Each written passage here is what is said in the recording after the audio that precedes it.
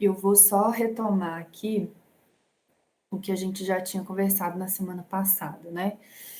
Então, boa noite para todo mundo, né? Primeiro, agradecer de novo o convite.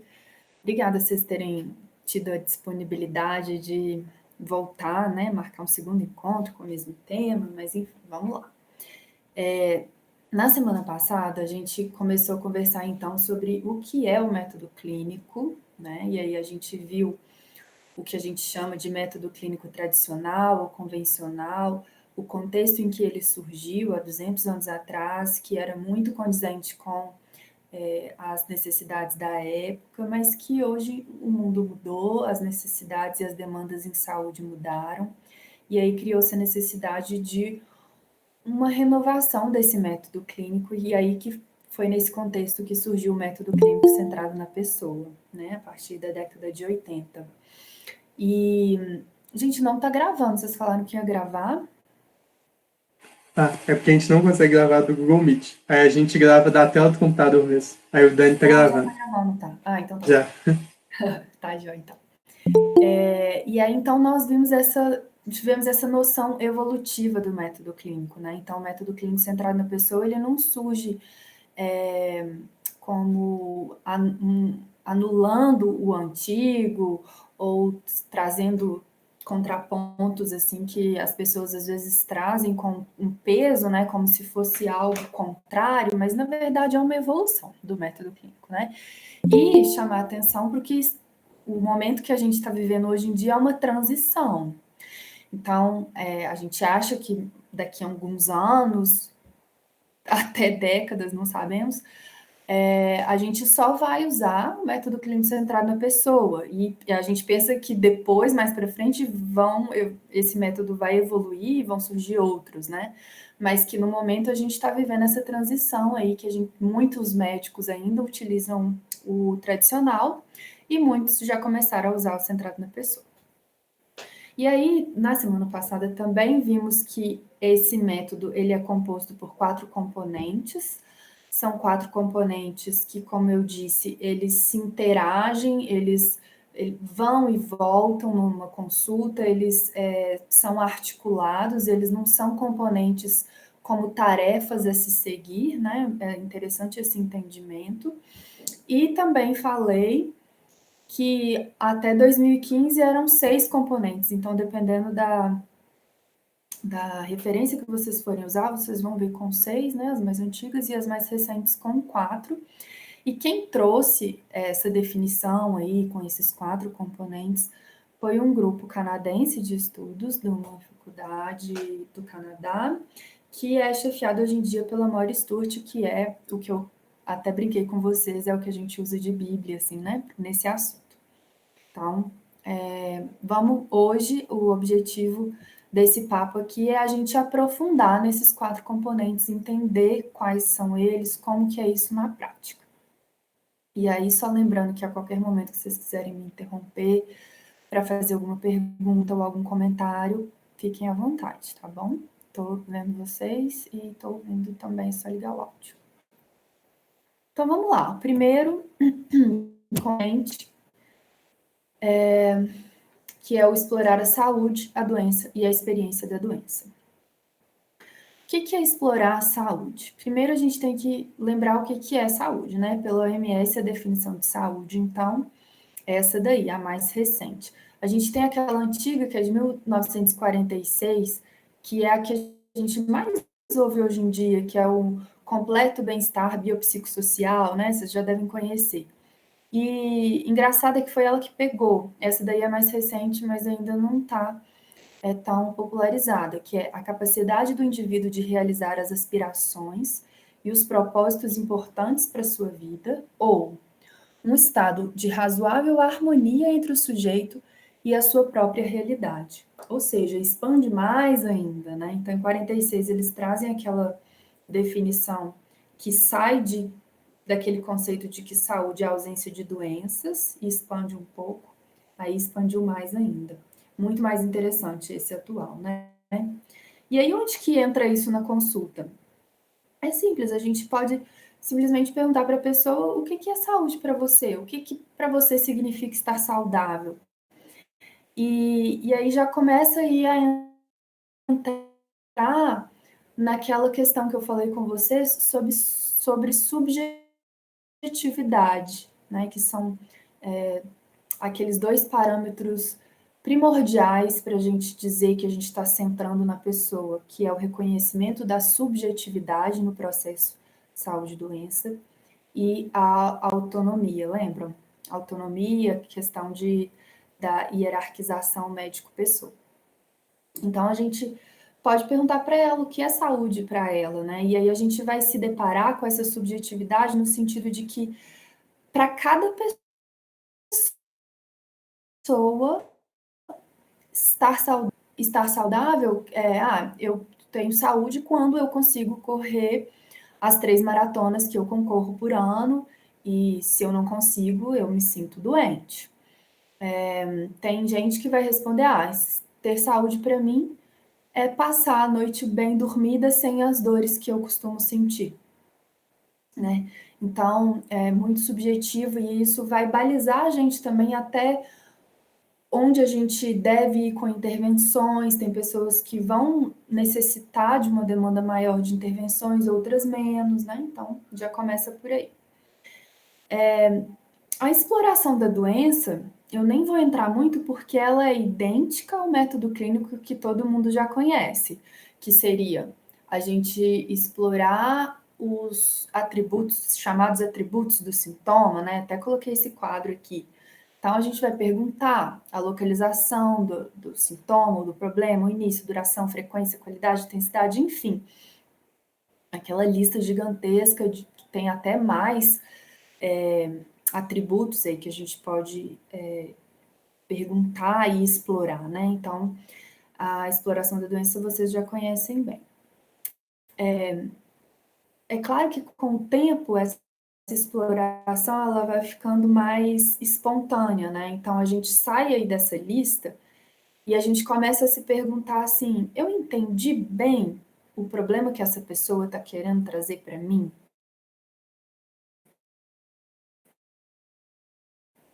Né? E aí a gente vê que a habilidade de comunicação que a gente vai ter durante a consulta são totalmente diferentes do que uma lista de perguntas em relação a esses caráteres aí, mas eu não vou aprofundar nisso não, tá? E aí, este método também traz uma outra novidade, que além de explorar a saúde, é explorar a experiência da doença. Na semana passada, eu dei uma entrevista até para o UOL, e aí a jornalista me perguntou assim, sobre esse tema, né? A jornalista perguntou assim: se você fosse escolher um aspecto do método clínico centrado na pessoa que você acha que é o mais importante, assim, que se destaca, o que você escolheria? Eu falei: eu não vou escolher um, não, vou escolher dois. Um deles é da doença. Isso aí, gente, tem que ficar automático nas nossas consultas, né? É a gente se perguntar. Estão me ouvindo, gente? Estamos sim. O que é explorar a experiência da doença? É a gente se perguntar o que aquela doença representa para aquela pessoa, né? O que significa para essa pessoa que está na minha frente, né? É a gente particularizar, individualizar. E aí também quando eu falo doença, gente, não é só doença. A gente tem que extrapolar essa palavra aí, né? Pode ser um sintoma, um problema, uma queixa, um motivo de consulta. Eu costumo traduzir assim: é um motivo de consulta, é o que trouxe aquela pessoa ali, né? Então pode ser, por exemplo, eu vim aqui porque eu quero que você me peça um check-up, exames de check-up. Então, eu vou traduzir o pedido de exames de check-up por doença. Então, o que é a experiência desse pedido? A experiência desse motivo de consulta, tá? Então, a partir de agora, quando eu estiver falando doença, extrapolem aí na cabeça de vocês como motivo que levou a pessoa a buscar consulta, tá bom? E aí tem uma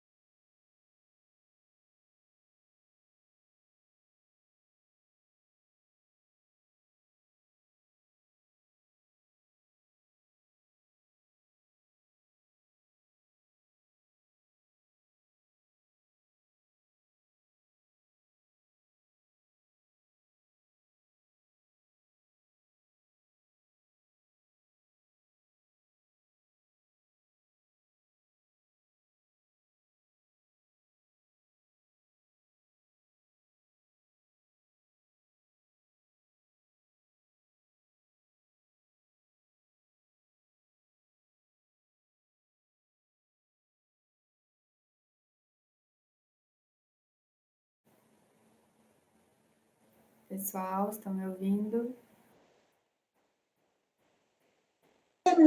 Sim, estamos.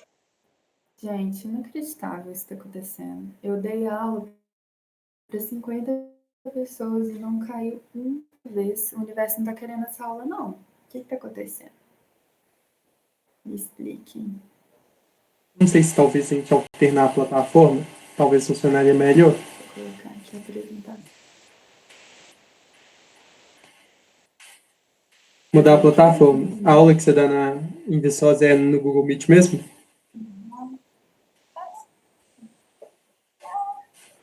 Acabei de dar no Google Meet. Oh, meu Deus. E eles até trocaram há uns 2 meses atrás a internet aqui por fibra ótica. Não estou tendo problema. Vamos ver.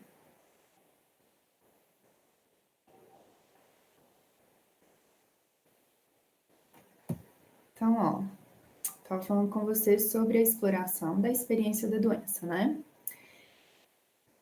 Que seria entender o que a gente usa para lembrar, né, para facilitar na hora da consulta, o que é o explorar a experiência da doença, que tem um mnemônico que vocês já devem conhecer, que é o CIF, né, que utiliza as letras iniciais. SIFE, que seria sentimentos, ideias, funcionalidade e expectativas. Você deve inserir essa exploração em todas as suas consultas, independente do motivo de consulta. E aí, como que a gente faz isso, né? O objetivo aqui não é a gente trazer as habilidades de comunicação, mas eu acho importante trazer como fazer isso. E é perguntar para a pessoa, né? Então, bom, você está me trazendo uma cefaleia, né? O que você se sente, assim? Como você se sente com essa dor de cabeça, né? O que essa dor de cabeça, o quanto ela te preocupa? Estou pesquisando sentimentos. Em relação às ideias, o que você acha que essa dor de cabeça é? Você se associa a alguma coisa? O que você acha que... Por que essa dor de cabeça te acometeu e por que agora, né? Funcionalidade, isso é mais fácil das pessoas fazerem, né? O quanto isso tem te afetado no seu dia a dia. Essa dor de cabeça está fazendo você não fazer alguma atividade que antes você fazia? Está te atrapalhando? Quanto que está te atrapalhando? E as expectativas, que para mim é uma das mais importantes a serem pesquisadas e as pessoas são muito relutantes em explorar as expectativas. Muitos alunos viram para mim e falam: eu nunca vou perguntar sobre expectativa, porque o paciente vai virar para mim e vai falar assim: uai, como assim você está me perguntando o que eu espero, sendo que eu vim aqui para que você me fale, você me dê a resposta, né? E aí o interessante é a gente voltar essa pergunta, né, para a pessoa. Então, as expectativas em relação à consulta, né, o que que você espera dessa consulta, em relação a mim, o que que você espera que eu faça, em relação à sua doença, né, o que que você acha que vai acontecer com você, com esse problema. Já atendi várias pessoas com um discurso assim, ah, não, eu sou hipertenso, né, mas e tô tomando esses remédios há tantos anos, eles não estão adiantando nada, porque eu continuo usando eles há mais de 2 décadas. Ou seja, a pessoa tinha uma expectativa de cura de uma hipertensão, ninguém nunca falou com ela que não existe cura de hipertensão, né, que ela vai ter que tratar para o resto da vida. Então, expectativa, gente, eu acho que é assim, é uma das coisas mais interessantes da gente explorar numa consulta.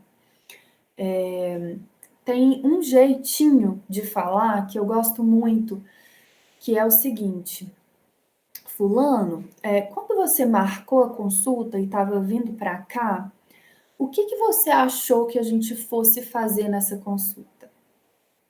Eu acho assim, interessantíssima, né? Então, assim, eu achei que você fosse me passar um remédio, ou achei que para a gente chegar numa conclusão ia precisar de algum exame. Ah, não, eu tô achando que eu vim aqui mais para você me tranquilizar, falar que eu não tenho nada. Ou não, eu queria que você me examinasse, ver como é que tá, me palpasse. Então a gente vai vendo as necessidades, né? E a gente vai balizando isso porque cada um vai ter uma necessidade diferente. Então não se esqueçam das expectativas. E aí, assim, a gente precisa perguntar esses 4 elementos em todas as consultas? Às vezes não, vai depender do motivo. Às vezes, se a gente perguntar 2 desses aspectos aí já é suficiente para a gente entender qual que é a experiência da doença da pessoa, né? Senão engessa muito. E aí eu queria fazer uma provocação aqui, que é perguntar para vocês. O que que vocês acham que leva uma pessoa a buscar um atendimento? O que que vocês acham, assim? Por que que uma pessoa decide ir no médico? Alguém gostaria de falar? Miriam, Oi, tem uma pergunta no chat, não sei se você viu. deixa eu ver. Essa exploração da experiência da doença vem dos princípios da comunicação não violenta? Olha, não, acho que não tem a ver, não. Assim, acho que conversa muito, né? Acho que acho que é um link bom que você fez aí, inclusive. Daria um belo estudo. Mas eu acho que não tem influência, sabe? Acho que são coisas distintas. O Marshall começou os estudos dele, eu acho que bem depois desse entendimento de experiência da doença pela galera do método clínico centrado na pessoa. Mas eu acho que pode dar um link bacana aí, quem sabe um assunto para uma roda de conversa interessante. Mas voltando aqui a essa minha provocação, vocês gostariam de comentar o que que vocês acham que leva uma pessoa a buscar atendimento com a gente? O que que leva uma pessoa a marcar uma consulta médica? Alguém gostaria de falar? Eu posso falar? Pode. Então, eu acho que, principalmente no Brasil, são duas razões principais. A primeira é quando tem alguma situação que está afetando a qualidade de vida da pessoa, ou então quando a pessoa está com medo da qualidade de vida dela vir a ser afetada. Mas, enfim, é um chute. Ótimo. Excelente, Giovana. Você matou a charada já. Mas eu vou contar para vocês que eu faço essa pergunta para os alunos do primeiro período, né? Na aula. E aí, eles respondem assim: eu acho que é o tempo do sintoma. Por exemplo, se eu acordo com uma dor de cabeça e ela só durou um dia, sim, eu não vou no médico. Mas se essa dor de cabeça já tem 3 meses, 5 meses, aí eu vou, porque já tem muito tempo. Tá, então tempo foi um parâmetro que foi um dos primeiros que surgiu aí, né? Um outro que é o mais respondido é a gravidade. Então, assim, se for uma coisa boba, eu não vou. Mas se é uma coisa muito grave, tipo, é uma dor muito intensa, ou é uma coisa que parece um câncer, aí a gente busca o atendimento. Agora, bati o pé no pé da cama e começou a doer. Eu sei que é uma coisa tranquila, eu não vou buscar atendimento. Então, a questão da gravidade, da intensidade também. E aí eu pergunto para eles, mas olha, então como é que ontem eu atendi uma mãe que levou o filho e falou assim: eu vim aqui porque meu filho espirrou ontem. Tem gravidade nesse espirro? E aí a gente fala assim: tá, mas espirrou e mais o quê? Não, só isso. Não tem gravidade, mas ela buscou atendimento. E como é que a gente explica que aqueles pacientes que chegam com câncer num estágio avançadíssimo, assim, né? Que a gente já nem consegue mais fazer nada, vai para paliativos. Era grave e já tinha muito tempo. E ele não buscou atendimento. Enfim, tem várias variáveis aí que a gente pode colocar. E aí a resposta vem muito de encontro com o que a Giovana falou, né? O que leva uma pessoa a buscar um atendimento médico é a sua experiência da doença. É o quanto aquilo preocupa ela, é o quanto ela tem medo sobre aquilo, né? O quanto aquilo causa algum sentimento ruim, o quanto a ideia dela é negativa, então ela acha que pode ser um câncer, ela acha que pode ser algo grave, ou ela acha que tem a ver com outro problema dela que pode agravar, então tem a ver com as ideias. Então, falei de sentimentos e ideias. Funcionalidade, a Giovana trouxe, quando aquilo atrapalha a vida dela. Então, às vezes, a gente tem doenças que são iguais, para essa pessoa aqui, atrapalha totalmente a vida dela. E esse aqui, que está tendo a mesma doença, o mesmo sintoma, ele consegue conviver bem, ele não busca o atendimento, né? Então, a funcionalidade, o impacto na funcionalidade e a expectativa também, né? Às vezes a pessoa busca o atendimento só para saber que está tudo bem, para ouvir do médico que ela não precisa se preocupar, ou busca porque leu alguma coisa na internet e viu que precisa fazer um exame, então tem essa expectativa do exame. Então, tem tudo a ver com a experiência da doença. Então, gente, esse slide aí eu acho muito interessante, porque a próxima vez que vocês colocarem um paciente na frente de vocês e começarem um atendimento, coloquem essa pergunta: por que será que essa pessoa veio aqui? E a resposta vai estar na experiência da doença dela. Você entendendo isso, você vai matar a charada da consulta e a chance de você ter um resultado satisfatório, eficiente, que realmente vá de encontro com o que a pessoa precisa, busca e resolva o problema dela da melhor maneira, é muito maior, né? Então, não se esqueçam disso. Bom, indo para o segundo componente, que é o compreender a pessoa como um todo. Eles colocam esses 3 aspectos aí que é interessante a gente explorar, né? O indivíduo, o contexto próximo e o contexto amplo. Eu acho que isso daí também é um pouco mais corriqueiro para vocês, porque o método clínico tradicional explora isso um pouco, né? Ele vem lá com a coleta da história pessoal pregressa, vem com a coleta da história familiar, da história psicossocial. Então, traz um pouco, em outras palavras, a gente está querendo dizer a mesma coisa. Então, eu não vou aprofundar muito nisso aí, não, tá? Mas seria o quê? O que seria o indivíduo e seu contexto próximo? É entender seu passado de vida, e aí não só nos aspectos das doenças que ele teve, né? Se por exemplo, tiveram marcos, né, perdas muito grandes, lutos, então, perdeu um filho, perdeu um pai, separou, mudou de cidade, teve um acidente de carro, faliu a empresa, enfim. Aspectos da sua personalidade, é muito interessante isso, porque a gente consegue prever como que é a reação das pessoas diante das doenças, dos problemas. Em qual fase se encontra atualmente no ciclo de vida e no ciclo familiar, incluindo o entendimento amplo da família, o seu cotidiano e funções desempenhadas, incluindo ocupação. Eu acho muito interessante, eu sempre insiro nas minhas consultas uma pergunta que é o seguinte: fulano, diz para mim como é a sua rotina, assim, desde a hora que você acorda até a hora que você dorme, no seu dia mais corriqueiro. Eu acho que quando a pessoa começa a descrever isso, a gente consegue entender bem quem é aquela pessoa, né? Então, é interessante a gente ver isso.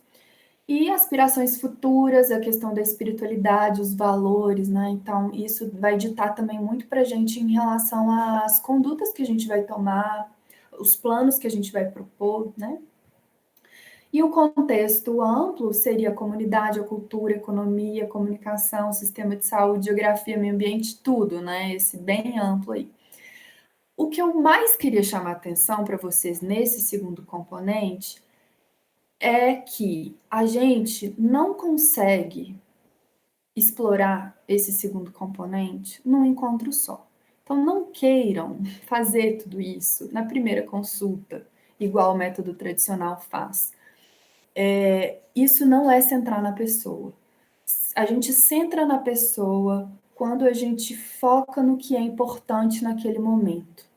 Se a gente pega, a gente está falando lá da dor de cabeça dela, e a gente pega e leva a consulta para um lado, que é começar a perguntar: ai, onde você mora? Com quem você mora? O que você trabalha? Não fala isso, já teve doença? E começa aquele questionário que dura muitos minutos. Foi ali para falar sobre isso, né? A gente está desviando, a gente fala que é uma agenda médica, não é uma agenda do paciente. E aí, se a gente desloca muito tempo da consulta, o foco da consulta para essa agenda médica, ou seja, é eu que estou querendo saber essas informações, né? A gente acaba perdendo na relação. Então, o que é interessante a gente ir fazendo é ver o que desse contexto aí tem a ver com o problema que a pessoa me trouxe hoje e o quanto ela e eu gostaríamos de aprofundar aí nessas informações.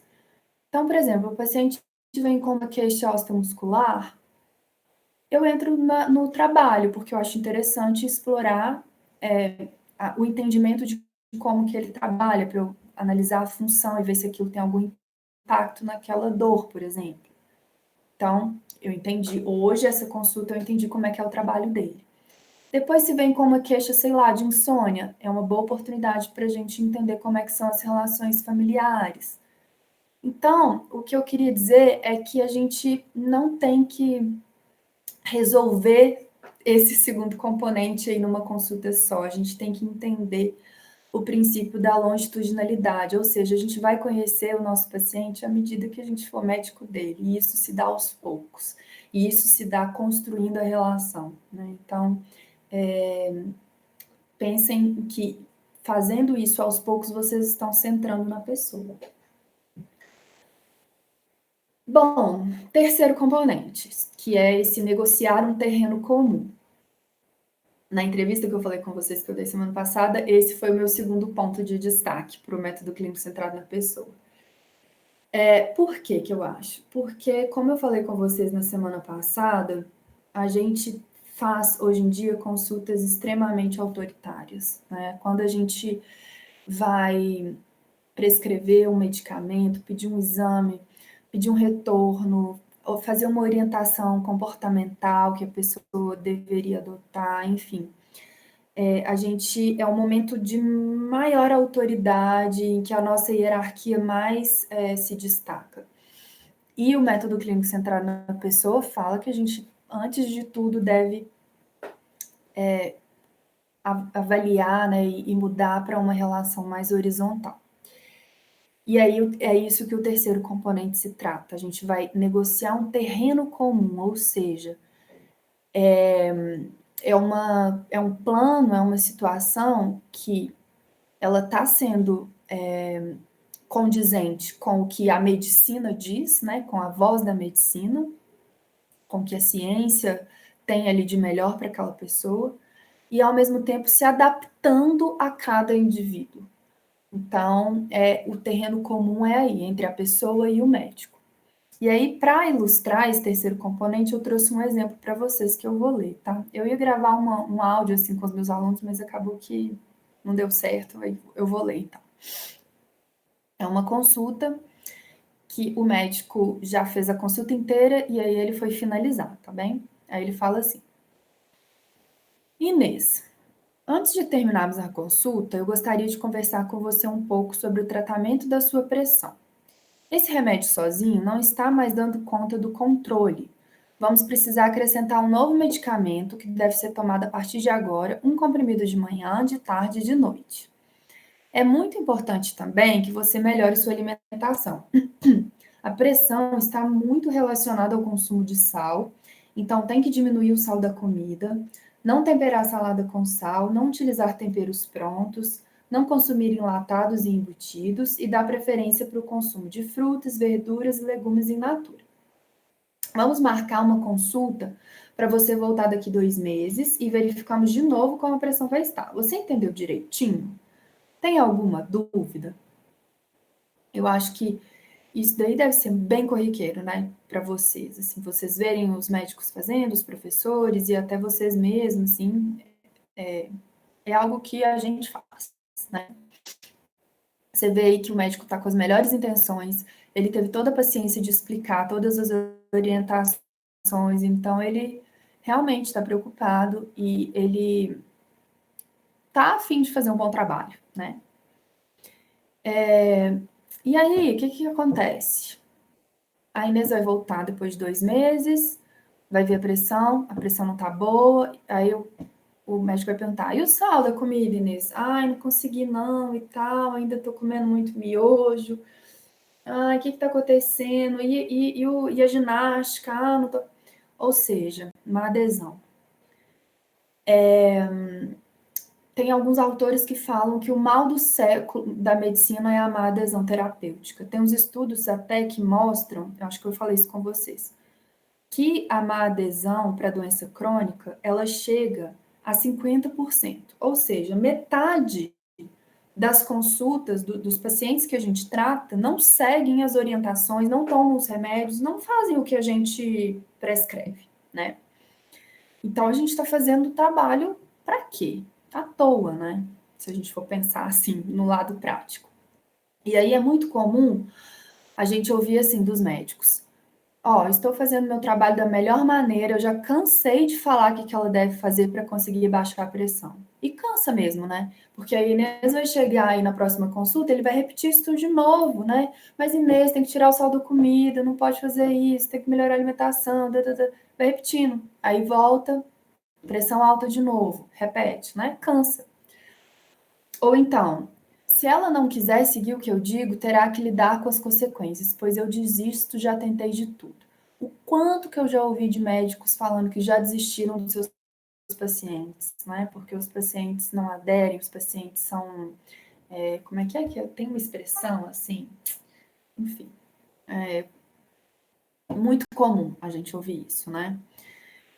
E aí, o que é essa história de negociar um terreno comum? Negociar um terreno comum seria a gente tentar introduzir esse plano de maneira que a gente tenha uma interseção das melhores evidências científicas, então a gente deve lançar mão da medicina baseada em evidência com o que a gente tem de mais atual indicado para aquele problema que a pessoa está apresentando. Ao mesmo tempo, eu vou colocar um julgamento, uma impressão clínica que é subjetiva nossa, que sabe aquele, mas eu acho que é isso, mas eu acho que aquilo vai funcionar. Então, essa impressão clínica, ela também deve vir com peso. E não podemos esquecer que tem que entrar aí, para esse plano, as preferências da pessoa. Então, o que ela prioriza, o que é importante para ela, o que cabe daquele plano no dia a dia dela, né? O que ela pensa sobre o tratamento daquilo, enfim. Então, o terreno comum é achar aí entre essas 3 esferas a interseção. É muito difícil fazer isso, gente, não é fácil. Não sei se vocês aqui estão no início ou no final do curso, mas é difícil para todo mundo, para quem já formou há 10 anos igual eu, né? Então, treinem a partir de agora.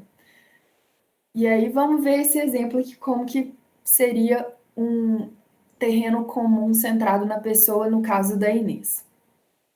O que está em negrito é a fala do médico e o que está sem negrito é da Inês, tá bom? Então vamos lá. Inês, antes de terminar a consulta, eu gostaria de conversar com você um pouco sobre o tratamento da sua pressão. Você acha que poderíamos fazer mais alguma coisa para melhorarmos esse controle? Então, o que ele fez aí? Ele introduziu o assunto, ele falou: olha, eu queria conversar com você, tudo bem? E aí ele pergunta para Inês: Inês, o que você acha que você pode melhorar? Porque eu tô te dizendo que você deve se preocupar, que você deve melhorar o seu controle. O que você acha que pode fazer? Ao invés de eu ditar o que ela deve fazer, ela vai me dizer. Isso tem um efeito muito maior. Quando o paciente pensa na cabeça dele, o que ele pode fazer para tratar, e ele sugere, a chance disso ser colocado em prática é muito maior do que o médico ditando, tá? Então já começa por aí. Aí ela responde: ah, doutor Marcos, eu não sei o que podemos fazer. Estou tomando o remédio direitinho, tenho feito as caminhadas. Eu posso tentar fazer mais vezes. Eu acho que consigo umas 3 vezes na semana. Tem algo mais que eu posso fazer? Gente, ela já deu uma ideia que até o Marcos nem tinha tido, né? Que é aumentar a frequência de caminhadas. Ótimo. E aí ele responde: seria excelente se você pudesse aumentar a frequência da caminhada. Além disso, me parece que esse remédio sozinho não está mais dando conta do controle. E existe a indicação de acrescentar um novo medicamento no esquema terapêutico. E ele deve ser preferencialmente tomado um comprimido de manhã, de tarde ou de noite. O que você acha? Então, ele trouxe aí a indicação do acréscimo de uma nova classe. E aí, diante dessa informação, né, que a voz da medicina, a ciência vem e fala, o que você acha disso, Inês? Tipo, isso cabe na sua rotina? E ela responde: por mim, tudo bem tomar mais um remédio. Mas será que teria como você passar um que eu tome só de manhã e de noite? À tarde fica complicado para mim, eu fico muito atarefada e sempre esqueço. Bom, só com isso aí a gente já aumentou a adesão dela em mais um tanto, né? Então, essa pergunta aí, o que você acha? A gente poderia ter várias respostas. Vai ter gente que vai falar assim: não, acho ótimo, tranquilo, maravilha. Vai ter gente que vai falar assim: nossa, mas outro remédio precisa disso tudo mesmo? Não gosto de tomar remédio. Né? Então, aí a gente vai negociando. No caso da Inês, o problema para ela seria as 3 tomadas. Posso passar um que seja de 2 tomadas diárias, sim. Joia. Uma outra coisa que eu acho que seria muito bom que conversássemos é sobre sua alimentação, principalmente em relação ao consumo de sal. O que você me diz sobre isso? De novo, então ele introduziu, né, o assunto, falou que é importante pensar no consumo de sal e perguntou para ela: olha, isso já é complicado para mim, porque não sou eu quem faz a comida. Eu almoço no trabalho e a comida lá já vem salgada. À noite, em casa, eu acabo fazendo aquele macarrão instantâneo, apesar de saber que ele tem muito sal, né? Mas faço ele porque é barato e rápido, e além de sempre chegar muito cansada, a situação financeira não anda muito bem. Então ela já falou, olha, sal não tem jeito. E ela argumentou muito bem, né? Não é ela que cozinha, à noite ela chega cansada e ela não tem grana. Entendo, Inês. O que você acha que é possível melhorar nesse aspecto, então? O que é a nossa tendência, gente, quanto médico, quando a gente chega aí nesse estágio? É a gente virar para ela e falar assim: não, vamos tirar o macarrão instantâneo, vamos começar a fazer uma outra comida. Você pode, por exemplo, e aí a gente começa a dar ideia, né? Automaticamente. E aí, não, o ideal é a gente voltar para ela, tá? Então, eu entendo, você tá difícil. E o que você sugere, então? Ela é que vai dar a resposta pra gente, ao invés da gente ficar tentando dar, né? E aí ela responde: não sei, doutor, talvez eu possa tentar não comer mais besteiras entre o almoço e a janta. E quem sabe deixar pronto, congelado, um molho de tomate para colocar no macarrão e substituir aquele tempero salgado. Podemos tentar isso e ver se a pressão abaixa assim? Perfeito, ela veio com a solução, a gente nem precisa mais discutir, né? Acho que você arrumou uma solução ótima, temos um bom começo, ficamos combinados assim então. Achamos um terreno comum e super centrado na Inês, concordam? Bom, vamos para o quarto componente para finalizar. que seria incrementar a relação médico-pessoa. O livro da Moira Sturt, né, que eu falei com vocês, que é o Medicina Centrada em Pessoa, nesse componente ela traz uma metáfora muito bonita que eu gosto de usar. Ela fala que a relação médico-pessoa é como um rio, que vai, um rio subterrâneo, sabe? Que vai perpassando ali por todas as consultas. Ela é um pano, como se fosse um pano de fundo das consultas. Então, são tantas ações dentro de uma consulta que podem fazer com que a gente aprimore essa relação, né? Desde o jeito que a gente olha, o jeito que a gente cumprimenta, a maneira, o tom de voz, o nosso gestual, o quanto a gente demonstra interesse, a paciência com que a gente explica, a confiança que você passa quando você fala mais incisivamente ou menos, enfim. São tantos aspectos que não tem como a gente reservar um momento da consulta para isso, obviamente, né? E não vai ser em uma consulta que a gente vai estabelecer uma relação positiva com a pessoa, né? Isso como qualquer relação, ela é com o tempo também. Então, trouxe aqui só alguns aspectos para a gente pensar. A primeira coisa, quando a gente pensa em relação médico-pessoa, né, relação médico-paciente, é que aí na UFMG, uma das coisas que eu mais ouvi ao estudar isso é que a gente deve saber o limite, né? Então, a gente estudava relação médico-paciente, e aí a gente tinha que ser empático, tal, mas a gente tinha que saber o limite, que a gente, como médico, a gente não deve se envolver, porque senão a gente adoece, porque senão a gente extrapola, a gente não pode ser amigo do paciente, eu ouvia muito isso. E aí, o MCCP traz que é impossível a gente não se envolver, né? A gente, enquanto médico, a gente se depara com o sofrimento, né? Então, as pessoas, elas buscam a gente porque estão sofrendo, porque estão com um problema. E a gente, diante de um sofrimento, de uma dor, ou a gente tem uma perversidade, né? Ou a gente vai sentir, não tem como. E aí, o que a gente... Se a gente coloca isso na cabeça que a gente não deve se envolver, a gente coloca uma barreira nesse sentimento que automaticamente é criado na gente, né? Se a gente fizer esse movimento de negar e botar a poeirinha ali debaixo do tapete, o que a gente está fazendo é adiando, né, a lidar com esse sentimento. Ou seja, isso daí, fingir que não existe, a gente está colocando num espaço inconsciente. Mas uma hora a conta chega, né? Então, a gente não consegue eliminar, a gente só está fingindo. E aí, o MCCP traz que para a gente aprimorar a nossa relação, a primeira coisa que a gente deve fazer é encarar, é olhar para esses sentimentos que a gente tem, é a gente lidar com eles, elaborar, simbolizar, né? Então, traz muitos conceitos da psicanálise, inclusive. E aí, a partir da gente lidar com os nossos sentimentos, com as nossas emoções, a gente consegue aprimorar esses quatro elementos aí, né, que são os principais de uma relação, que é confiança, empatia, compartilhamento de poder, continuidade e propósito. Para quem curte esse assunto, eu indico muito ler o capítulo do livro da Moira sobre o quarto componente. Dá muitos exemplos legais, enfim. E aí queria trazer também um outro autor, que é o Balint, vocês devem conhecer, que é um psicanalista húngaro incrível, né, ele escreveu aquele livro O Médico, o Seu Paciente e a Doença. E ele traz esse conceito de que o encontro clínico por si só ele é terapêutico.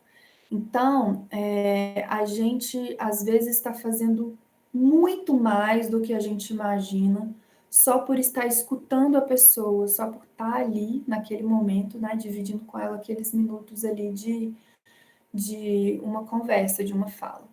Então, a gente deve confiar, né, que as nossas relações com os pacientes, elas estão sendo aprimoradas a cada encontro.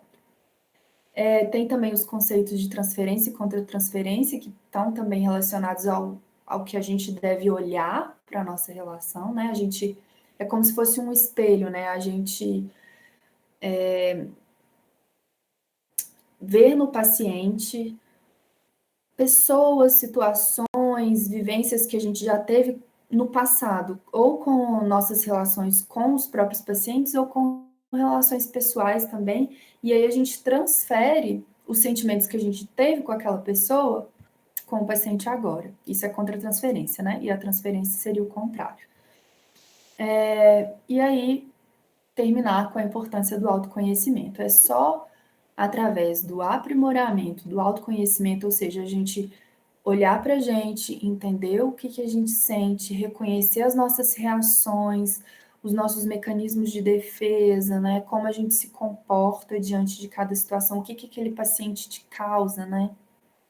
Os pacientes causam na gente várias coisas positivas, do tipo satisfação, nossa, é tão bom atender esse paciente, né? Ou porque ele te dá um retorno, ou ele te faz sentir uma pessoa, um profissional bom, ou negativos também, aquele paciente que cansa, aquele paciente que te testa, né? Que tá afim só de ir ali para ver se você sabe alguma coisa, enfim. Então, a gente olhar para isso, a gente só olhando para isso, a gente aprimora a nossa relação. E aí trouxe uma frase do William Osler, que é: a melhor maneira é manter um espelho em seu coração, e quanto mais você observar suas próprias fraquezas, mais cuidar com você. Bom, para terminar, já que agora vocês estão super expert em método clínico centrado na pessoa, vou liberar aí para vocês a terceira questão do Socrative. Vou colocar aqui no chat o número da sala, tá? Só para vocês lembrarem, as outras questões estão salvas lá. Santana, 4472. Tá aí no chat. Para quem não respondeu a 2, dá para responder. E eu vou liberar a 3 agora.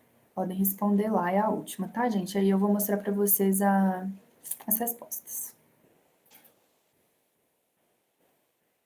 Tá tudo bem aí, gente? Estão me ouvindo bem? Tá tranquilo? Perfeitamente. Então tá bom. Mia, Oi. só enquanto o povo responde, é porque eu também dou aula. Aí eu nunca consigo fazer a tela divididinha assim entre a carinha do povo e o slide. Como você faz? 2 computadores. Ah, Entrei na mesma sala com 2 computadores. Aí um eu tô apresentando e o outro eu tô olhando para vocês. Ah, que sucesso. Beleza, então. Obrigada. Na verdade, eu tô olhando só para as bolinhas, né? Porque ninguém tá com a câmera aberta. Mas vamos continuar assim. Depois no final a gente tira uma foto, porque senão se eu cair de novo, gente, não me perdoa. Então respondam aí.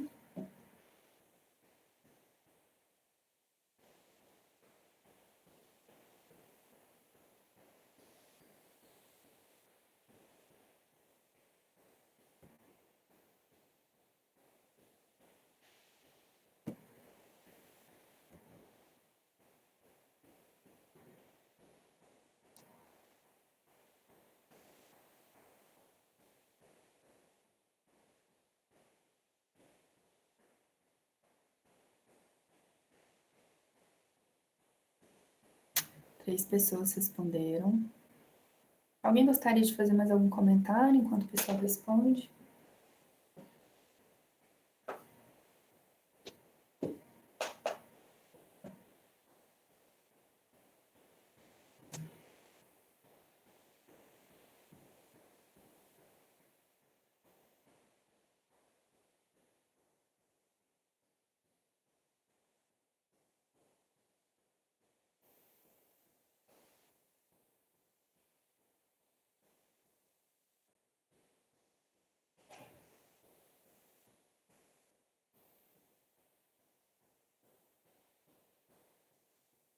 Queria fazer só um comentário. Gostei muito da indicação dos livros, principalmente do Vale, que é um que eu não conhecia particularmente, e que, sim, é uma coisa que eu estava pensando muito desde que eu comecei a ver um pouco mais sobre medicina de família, que era algo que eu sentia muita falta de alguém falar assim, não desumaniza aquele profissional.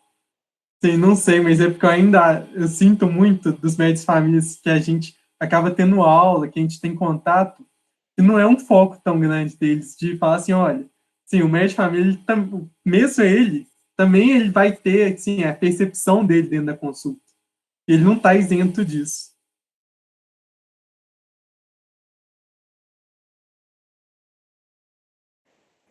Sobre aquela percepção, né, José? Lembrei aqui de um estudo muito interessante que eles fizeram na Inglaterra sobre isso. Eles fizeram o seguinte: eles pegaram pessoas que chegavam no pronto atendimento com dor torácica. E aí, deixa eu me lembrar, deixa eu ver se é isso mesmo. Acho que é isso mesmo. Eu tenho esse estudo aqui, depois posso te mandar. E aí, eles faziam o seguinte: pegavam o médico que acompanhava essa pessoa, e aí ele dava um palpite, assim, se aquela pessoa estava infartando ou não. E perguntava para o médico do PA, né, o que ele achava, que se aquela pessoa estava infartando ou não. E aí depois a pessoa era submetida, né, aos exames e tal, para comprovar se ela estava infartando ou não, se aquilo era realmente uma angina por doença coronariana aguda. E aí, os médicos de família, eles acertaram muito mais, justamente por conta disso. Não é uma soma objetiva e linear dos sintomas, né? Ah, então é uma dor torácica que é precordial, que está numa intensidade tal e que piora com esforço, blá blá blá, e aí está assim, assim, assado, então eu acho que é infarto, não é infarto. Tem o subjetivo do tipo assim, a Dona Maria era assim antes, mas agora ela está assim agora, né?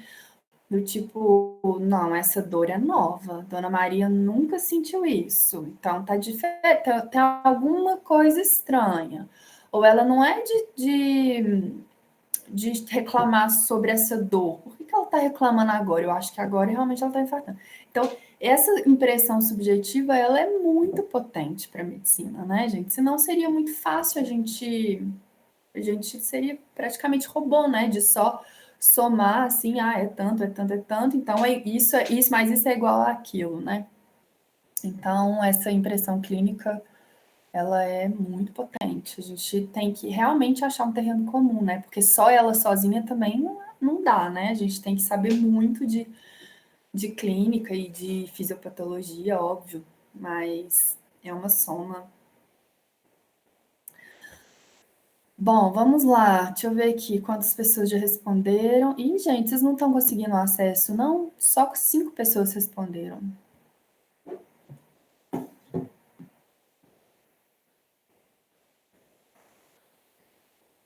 Deixa eu ver aqui se está tendo algum problema. Sou Creative Student, Santana 4472.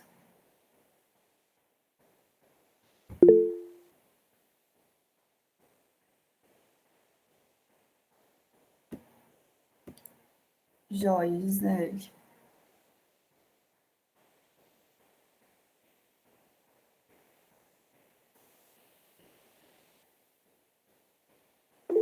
Eu acho que dá para entrar pelo site também. Bom, mas vamos avançar, né? Que a gente já perdeu um tempinho aí. Vamos lá para a questão. Letra A. Ai, já deu um spoiler ali sem querer. Gente, essa questão 3, que eu trazer para vocês, que são os chamados mitos sobre o método clínico centrado na pessoa. Então, a primeira coisa ali, primeiro mito. O método clínico centrado na pessoa prioriza problemas psíquicos em detrimento dos orgânicos. Não tem uma priorização de problemas psíquicos de maneira nenhuma, né? A gente pode fazer uma consulta inteira centrada na pessoa, com uma queixa super objetiva, que não tem nada a ver com sintomas emocionais, problemas psíquicos, nada a ver. E você ser 100% centrado na pessoa, né? Então, essa impressão aí é realmente um mito, não existe isso. A gente trata os problemas psíquicos assim como os orgânicos, né? Então, a gente não tem um pelo outro, não. A gente fazer o entendimento da experiência da doença, igual eu estava falando com vocês, é a gente entender o que aquilo representa para a subjetividade da pessoa. Não necessariamente aquilo vai ser um problema psíquico, né? Então, é um mito. Letra B. Utilizar o método clínico centrado na pessoa resulta em consultas mais longas? Todo mundo acha isso, né, gente? Mas também é um mito. Inclusive, as minhas consultas, elas pegaram uma agilidade incrível depois que eu comecei a utilizar o método, sabe? Então, a gente consegue agilizar, né? Ou seja, diminuir o tempo, no sentido de que se a gente der o foco e as prioridades para o que a pessoa precisa, isso é centrar na pessoa, né? Como eu estava falando com você sobre a agenda do paciente e a agenda do médico. A gente entender que a gente só vai inserir a agenda do médico nos momentos que são oportunos.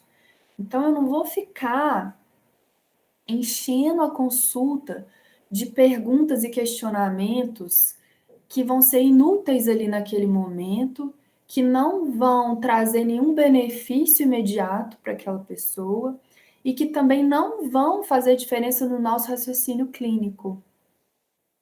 Opa, travou? Estão me ouvindo? Estão sim.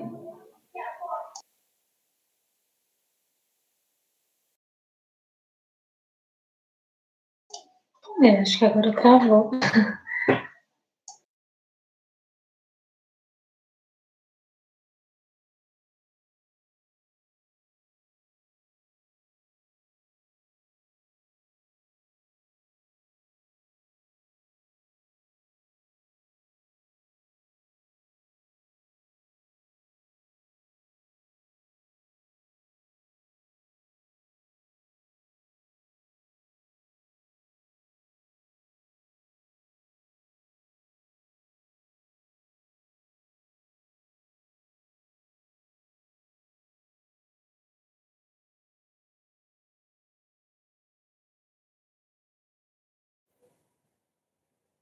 Oi, gente, voltei.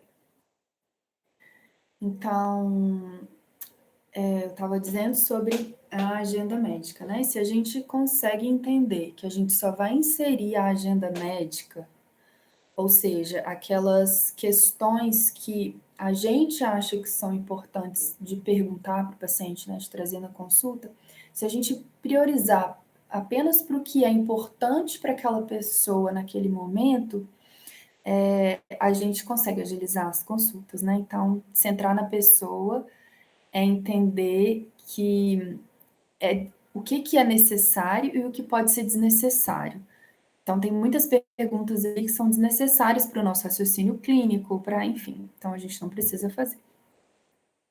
O método clínico centrado na pessoa pressupõe individualizar o cuidado, tornando menor o espaço para a prática da medicina baseada em evidência. Nada a ver, é um outro mito também, né? Muitas pessoas já vi colocando como coisas antagônicas. Nada a ver, assim, a gente tem que estar com a medicina baseada em evidências bem na ponta da língua para tudo, para a gente conseguir centrar na pessoa, né? Porque a gente vai trazer essa MBE para o que é aquela pessoa ali necessita, né? Para a demanda dela. E letra D, a utilização do método clínico centrado na pessoa é interessante para o sistema de saúde, pois reduz custos. Verdadeiro. Então, essa é a resposta certa. Inclusive, estava até vendo uma reportagem que saiu na CNN na sexta-feira, não sei se vocês viram, falando sobre o quanto aumentou o número de médicos de família e comunidade no Brasil, 30%, né, nos últimos 2 anos, e o quanto os sistemas privados de saúde estão absorvendo todos esses médicos. Nossa, aqui, gente, é uma tristeza. Os últimos 6 residentes que a gente formou aqui foram para o sistema privado. E é por isso, né? O privado está interessado nisso, né? Reduz custos. Por quê? A gente foca no que importa, a gente não pede exame desnecessário, a gente não prescreve remédio necessário, a gente não vai tá concatenado com alguma indústria farmacêutica que vai obrigar a gente a prescrever só porque a gente tem que cumprir a cota, né? Porque a gente está centrando na pessoa, a gente está centrando na gente, né? Então, a pessoa ela fica mais informada, mais esclarecida, mais empoderada na utilização do método clínico centrado na pessoa, e isso também reduz custos. E aí, só para finalizar, eu trouxe aqui para vocês, então, quais seriam, né, os pontos positivos de utilizar o MCCP? Muitos eu já falei com vocês, né? Aumenta a satisfação dos pacientes e dos médicos, muito por conta do aumento da resolutividade, né? A gente consegue resolver os problemas, então a gente tem uma satisfação maior. Melhora a aderência aos tratamentos, e isso está sendo apontado como um dos maiores benefícios de utilização do MCCP. Reduz preocupações, reduz sintomas, diminui a utilização dos serviços de saúde, o paciente para de ficar indo em vários médicos, vários, né? Diminui queixas por má prática, diminui, inclusive, processos, né, de justiça. Melhora a saúde mental, reduz custos, melhora a situação fisiológica e recuperação de problemas recorrentes. Tudo isso muito relacionado à resolutividade, aumentamos a qualidade do atendimento, né, e a satisfação. E aí, gente, como eu prometi para vocês na semana passada, eu queria chamar a atenção de que o método clínico centrado na pessoa, a gente diz que ele é um arcabouço teórico, tá? Então, como se fosse uma teoria que a gente estuda e a gente fica ali com aqueles conceitos pairando na cabeça. E aí, como que eu vou botar esse trem em prática? Ele não diz pra gente, tem essa falha, tá? Então, ele é muito criticado por isso. Vocês vão pegar o livro da Moira para ler, vocês vão ver. É incrível, é maravilhoso ler, recomendo todo mundo. Você vai vendo os exemplos, né? Então, você vai absorvendo ali aquela teoria, aquelas coisas. Mas quando você chegar na hora do paciente, na frente do paciente, você vai falar assim, e agora, o que eu faço? Não existe um passo a passo, tá? Porque ele não tem essa proposta. E aí, uma das maneiras que a gente tem para ter essa resposta do como fazer, né, como colocar em prática o método clínico centrado na pessoa, uma das respostas está aí nesse esquema que chama a consulta em 7 passos, tá? Que é de um médico de família português chamado Vitor Ramos, e ele traz uma proposta de estrutura de consulta. Então, tem um começo, um meio e um fim, tem fases sequenciais a serem cumpridas, né, que tem que ser necessariamente nessa ordem. Então, é igual uma receita de bolo, a ordem altera, então tem que ser nessa ordem esses 7 passos. E essa estrutura de consulta em 7 passos, ela responde muito bem à utilização do método clínico centrado na pessoa. Tem como eu fazer método clínico centrado na pessoa sem ser nos 7 passos da consulta? Tem. E tem como eu fazer uma consulta utilizando esses 7 passos e não centrar na pessoa? Tem também. Então, o que eu estou trazendo aqui para vocês é uma sugestão de uma estrutura de consulta que casa muito bem, né, que permite a utilização prática do método clínico centrado na pessoa. Deu para entender? Então, quem quiser aprender assim mais o como fazer, como colocar em prática, eu sugiro a leitura desse material aí, que é do Vitor Ramos. Se vocês quiserem, tem PDF disponível. E aí vocês vão ver que, seguindo esses passos aí e colocando os componentes do método clínico centrado na pessoa, vocês conseguem sistematizar melhor uma consulta, tá certo? Dúvidas, comentários, o que vocês querem me dizer?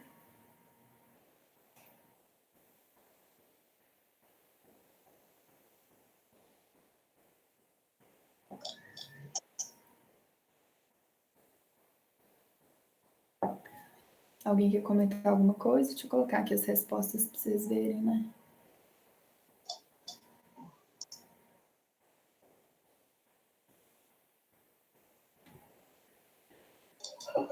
Eu gostei muito de tudo, né, que foi exposto.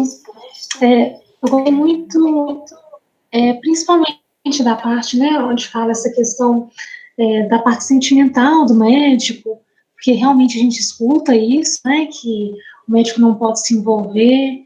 Então, assim, para mim foi muito relevante, porque eu tenho essa dificuldade, né, eu acabo me envolvendo um pouco com as coisas, e escutar isso, que é normal, que tá tudo bem, que é importante, eu fiquei assim, fiquei bem feliz. Obrigada. Que ótimo, Gisele. Ó, já que você se interessou, leia esse capítulo do quarto componente do livro da Amória. Tem esse livro do Balint também, que é bem legal. E aí na UFMG rolava um grupo, porque o Balint, ele fez uma metodologia que a gente chama de grupo Balint, não sei se vocês conhecem. E o objetivo desse grupo Balint é justamente aprimorar as relações médico-pessoa. Não sei se vocês já ouviram falar, a gente faz muito com os residentes, né, da medicina de família. Mas, eu estava vendo no livro algum desses livros de semiologia aí como é que chama o autor, que é daí da UFMG? Semiologia? Esqueci o nome agora. Mas no livro dele, ele fala que existiam esses grupos Balint aí na UFMG com os alunos da graduação. E é muito legal, se você quiser pesquisar melhor, é um grupo que a gente faz com médicos, né, ou estudantes de medicina, mais ou menos 10 pessoas, né, 8 a 12. Cada encontro, uma das pessoas leva uma situação de um paciente que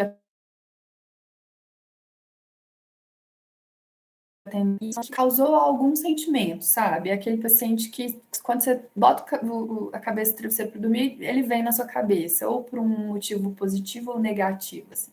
E aí você leva esse caso, e aí o grupo trabalha a relação. É muito interessante, assim. Você pode utilizar, utiliza-se um pouco os princípios da psicanálise e tudo, né? Mas a gente trabalha a relação médico-paciente a partir daquele caso que a pessoa trouxe e a pessoa fica só escutando o grupo trabalhar, sabe? É muito legal. E aí, eu esqueci agora o nome do professor aí que escreveu esse livro. Ai, gente. É um livro de capa azul, quer dizer, deve ter já outras edições. Mas procura aí, é um livro de semiologia de um professor da UFMG, ele formou aí. Eles usam nas disciplinas de semi. Pode deixar, eu vou procurar saber, sim. Obrigada. Foi ótimo, parabéns. Gisele. Pela palestra. Gente, deixa eu mostrar aqui para vocês as respostas. Olha como que é um tema que realmente a gente precisa estudar muito, né? Tá aparecendo aí, tá, né? Olha, a primeira questão. Pouquíssimos acertos, né? 43%. A segunda eu vou dar um desconto porque foi aquela que eu coloquei os números mais com o intuito de chocar mesmo. Não sei se vocês estão lembrando, é aquela que traz que 90% das consultas são finalizadas sem a pergunta do paciente do que ele acha sobre o plano. E a terceira foi pouca gente que respondeu, mas só uma pessoa errou. Então vocês estão de parabéns na última. Mas muita gente não conseguiu responder, né? Que entrou na semana passada e não entrou hoje. Bom, era isso. Alguém gostaria de fazer mais algum comentário, alguma pergunta?